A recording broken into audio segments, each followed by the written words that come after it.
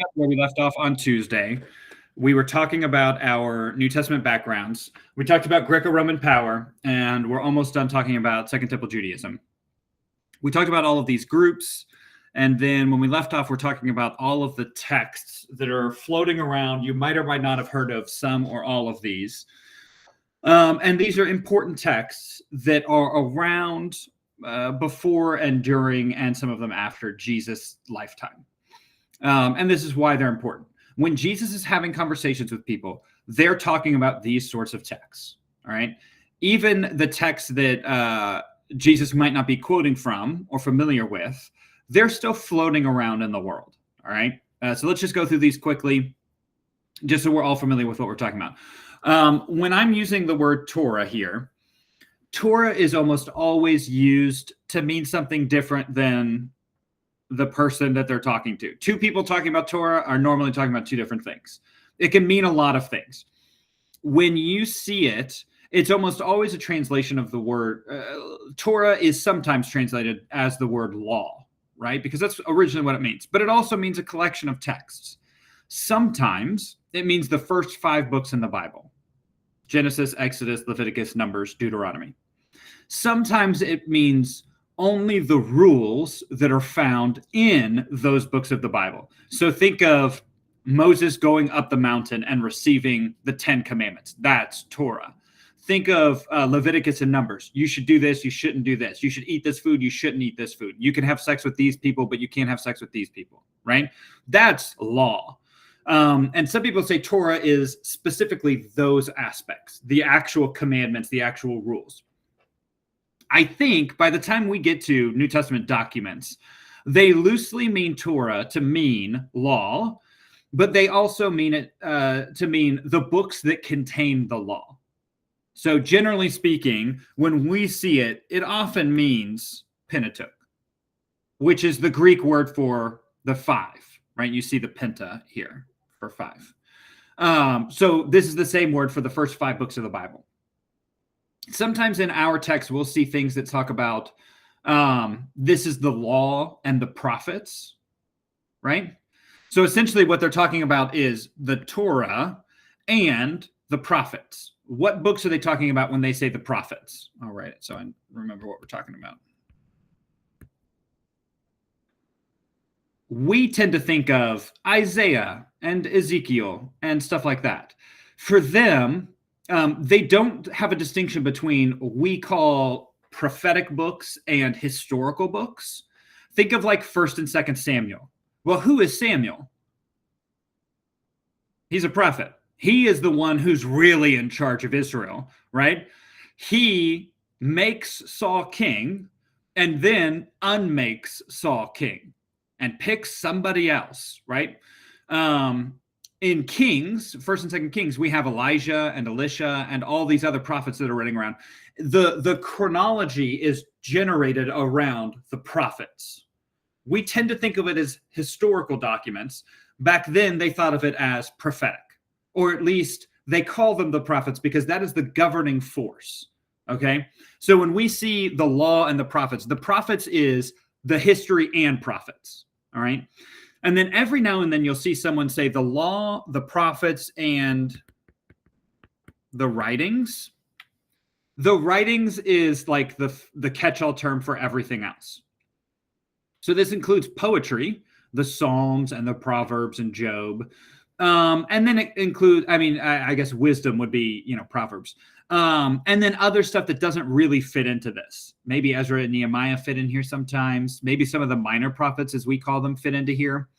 But when you hear this, the 3-part saying, law, prophets, and writings, that is just a representative to mean the entire Old Testament, the whole thing, all of it. But every now and then, when they say the law and the prophets, just those two, they kind of also mean that to mean everything, right? Even though there are texts that don't exactly fit into there, they use that as a representative to mean everything.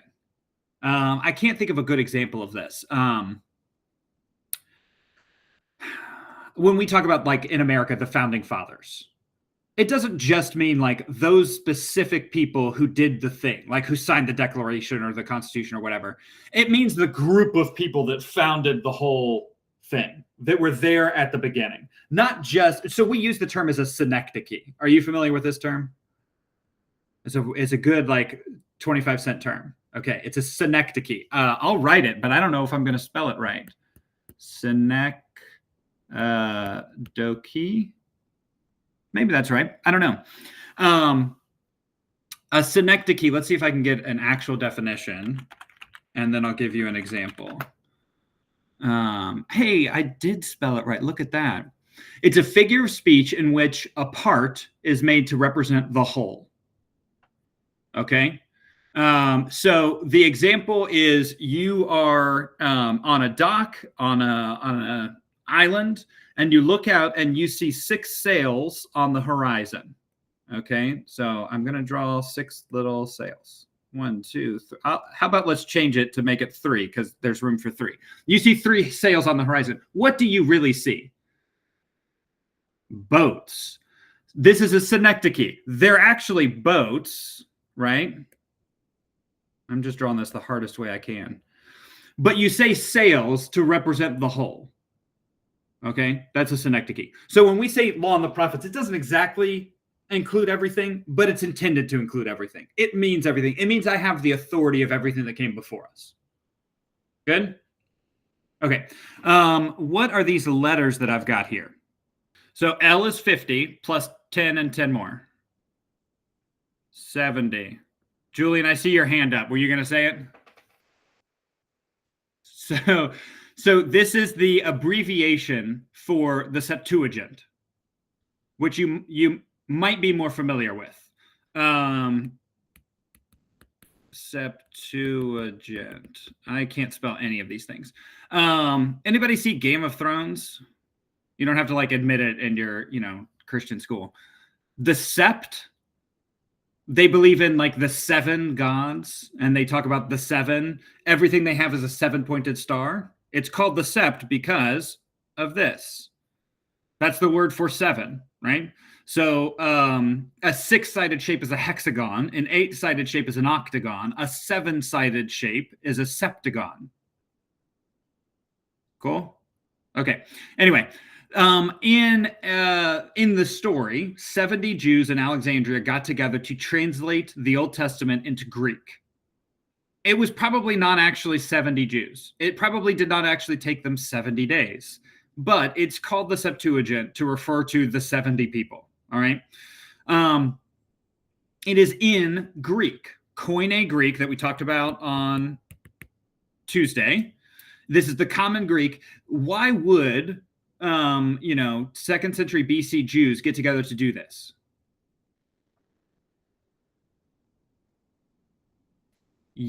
Yes, because Koine Greek is the lingua franca, the language used throughout the empire. Okay, we're good in all kinds of big terms. Lingua franca. This is the common language, the language of the people. So because Koine Greek is the language spoken by most people, translating the Bible into Greek is going to be super helpful so that you don't have to learn Hebrew to convert to Judaism. All right? We tend to think of like, oh, you can't convert into Judaism. You super could. You actually technically you couldn't become fully Jewish, but your children could. You could convert in such a way that you are a Gentile convert, and you're allowed to participate in most things, but you're still not technically a Jew.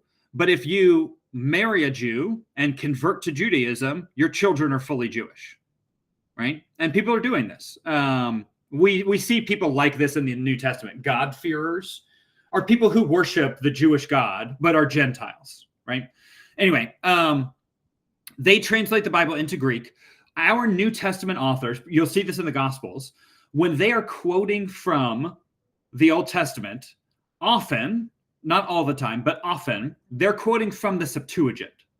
They're quoting the translation that's already in Greek, because that seems a lot easier, right? Every now and then, they'll quote from the Torah, so we would call it like the Masoretic text. I'll write it, Masoretic. which means the Hebrew version, the Hebrew text of the Old Testament.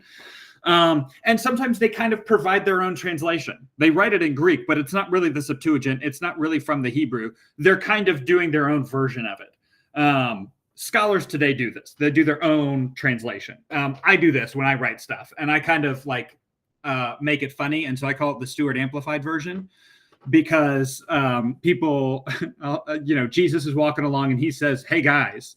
And so people will say, "Yeah, that's not really what he said." And I say, "Yeah, it's the Stewart Amplified version." When you're looking at a text that's quoting from the Old Testament, a lot of your commentaries will tell you if it comes from the Masoretic or the Septuagint. Because it's important, because it's interesting, because it helps us to see, are they quoting it verbatim or are they changing something? New Testament authors do not have a problem with changing a quote to fit what they need it to say. All right. And I think most of us know you're not allowed to do that. If you get up to preach at your church and you change the verse to fit what you need it to say to make your argument, you can and should be booed off the stage, right? New Testament authors are doing this a lot. And it's kind of just par for the course. It's the way that things are done then. Good on this so far? Okay, what does DSS here mean? Julian? The Dead Sea Scrolls. So, in the Dead Sea, it is very, very dry. And because it's so low humidity, things can survive there. Archaeological discoveries can still happen there. So if you remember from Tuesday, we were talking about this group here, the Essenes, people who were so offended by what was going on in the temple in Jerusalem, they withdrew to the desert to form their own community. All right. The community that they formed is here at the Dead Sea. We call it Qumran. This is the location, the city that they're in. And at Qumran in the 1950s, like a shepherd stumbled into a cave and found ancient documents that are 2,000 years old. And it was like the single greatest advancement in biblical studies in 1,000 years. I mean, it was crazy, the stuff that they found. They found a whole scroll of all of Isaiah dated to before Jesus, which before then, the Masoretic text here, the Masoretic text that we use is like 1,000 AD. Like it's pretty late considering everything. But they found this full copy in Hebrew of Isaiah in the Dead Sea, right? Just hidden in a cave somewhere in a pot, right? Very odd, but it's so well preserved because there's no humidity. The Dead Sea Scrolls doesn't really tell us, I see your hands, give me just a second. The Dead Sea Scrolls don't really tell us much about the New Testament. There's not really New Testament documents there, but it really helps us to understand Second Temple Judaism. What is life and times like in first century Palestine? The Dead Sea Scrolls really tell us this. They also have the same sort of thing I was talking about with the New Testament. They're bringing in quotes from the Old Testament and changing them to fit their needs. They come out and they are very against Jerusalem to the point where they quote texts to say, Jerusalem is predestined by God to be condemned to hell because they all suck. They're all terrible, awful people, and God has determined no matter what, they're all going to hell. This is a little different than like even in predestination seeming text in the New Testament, the predestination is almost always the opposite direction.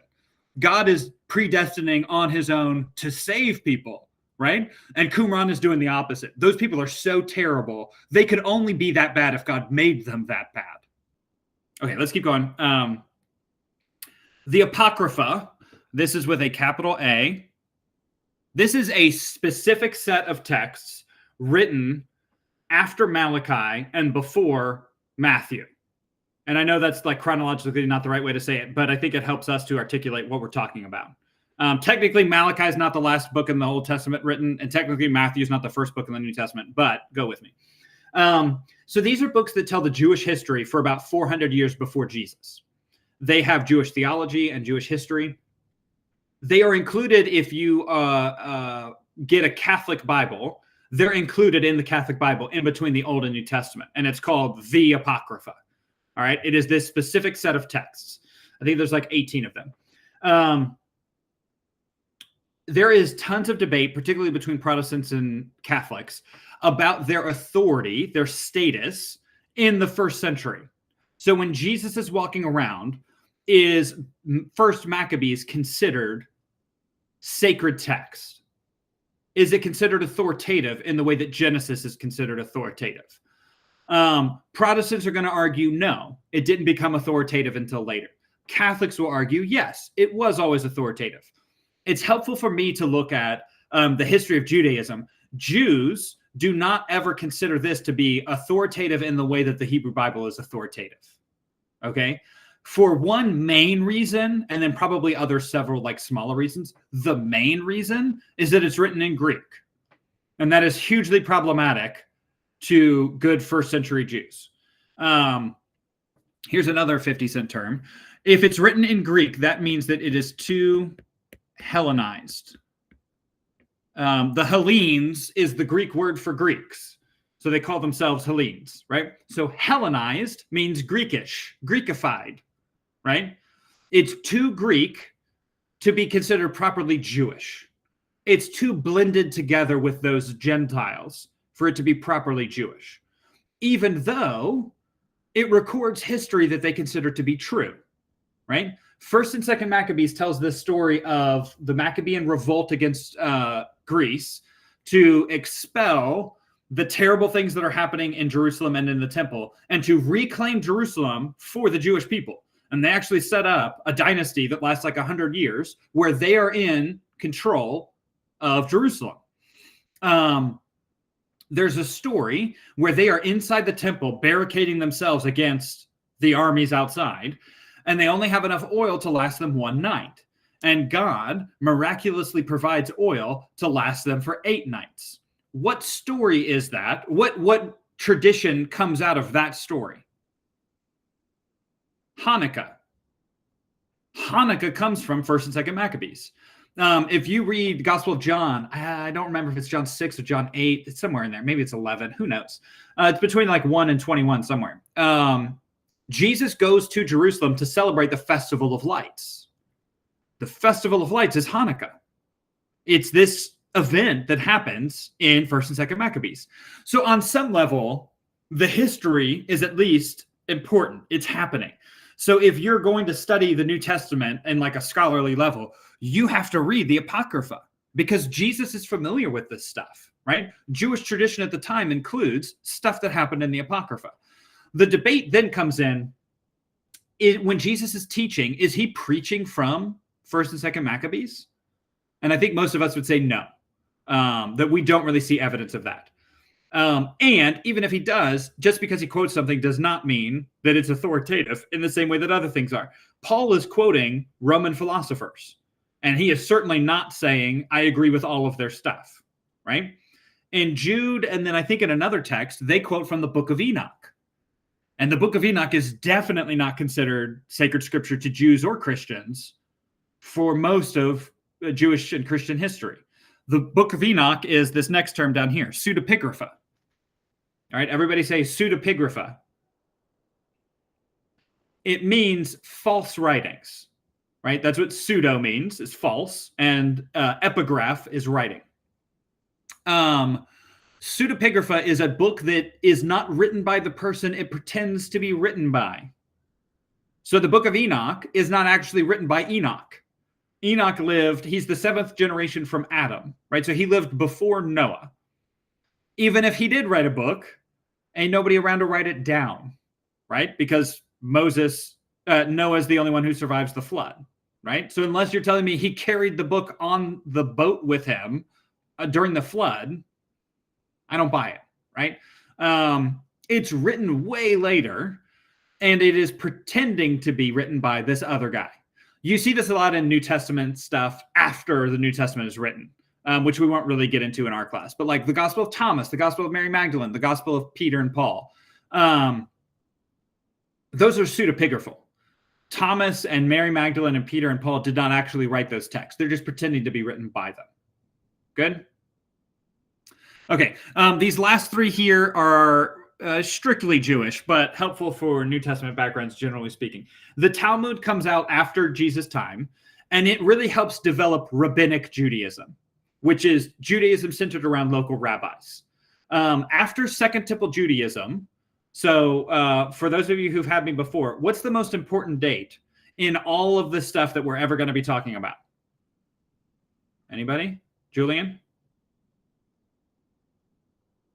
70 AD. What happens in 70 AD? Everybody who's had me before should know this. Rome comes in and destroys the temple, never to be rebuilt again. And this is cataclysmic to Jews and Christians. Christians who at this time at 70 are Jewish, right? I mean, they consider themselves Jewish. They just consider themselves fulfilled Jews. They reorganize themselves around Christ as a separate religious movement. Jews at the time recenter themselves around local rabbis, reading the Torah apart from the temple. There's no temple sacrifice anymore. The Talmud is an effort to help them do this.